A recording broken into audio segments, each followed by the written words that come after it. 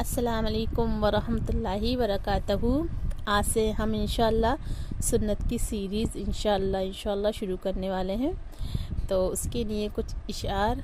ज़िंदगी की हर कड़ी में मुस्तफ़ा सल्लल्लाहु अलैहि वसल्लम का साथ हो, हर अमल में सुन्नतों का एक नई सौगात हो।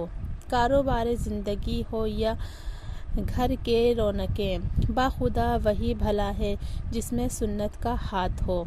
गुफ्तगू में नरमी और लहजे में इखलास हो।